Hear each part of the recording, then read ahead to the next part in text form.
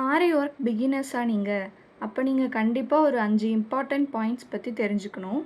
First நீடிலை நம்ம எப்படி வைக்கணும் அப்படின்றது ரொம்பவே இம்பார்ட்டன்ட். நீடில் எப்போதுமே ஃபேப்ரிக்கு 90 டிகிரியில் இருக்கணும். அதாவது இதுதான் ஃபேப்ரிக் அப்படின்னாக்கா இந்த மாதிரி 90 டிகிரியில் தான் எப்போதுமே நீடிலை நம்ம பிடிச்சிருக்கணும்.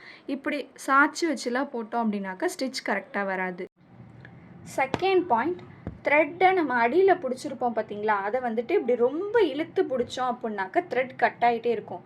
ஸோ இதை வந்துட்டு நம்ம பிடிச்சிருக்கணும், பட் ரொம்ப ஸ்ட்ரென்த்து கொடுத்து இழுத்து பிடிக்கக்கூடாது. தேர்டு பாயிண்ட், நம்ம ஆரி ஃப்ரேம்லேயோ இல்லை காட்லேயோ ஃபேப்ரிக் ஃபிக்ஸ் பண்ணுவோம். அது ரொம்பவே டைட்டாக இருக்கணும், லூஸாக இருக்கவே கூடாது. லூஸாக இருந்தது அப்படின்னாக்கா ஒரு ஸ்டிச்சும் நம்ம போடும்போது நிறையா சுருக்கமாக வரும். ஸோ ஃபினிஷிங்கும் நமக்கு நீட்டாக கிடைக்காது. ஸோ தேர்டு பாயிண்ட்டாக ஃபேப்ரிக் டைட்டாக இருக்கணும். இந்த மாதிரி நம்ம தட்டினோம் அப்படின்னாக்கா ஒரு சவுண்டு கேட்கும். ஃபோர்த்து பாயிண்ட், நீடிலோட இந்த ஹெட் பார்ட் இருக்குது பார்த்தீங்களா, இந்த இடத்துக்கிட்ட ஹெட் பார்ட் இருக்குல்ல, இது நம்ம டிசைனோட அதே டைரக்ஷன்லேயே இருக்கும்.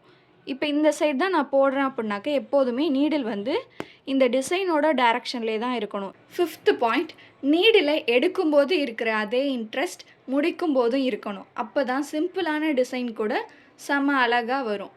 என்ன டிசைனர்ஸ், கரெக்ட் தானே?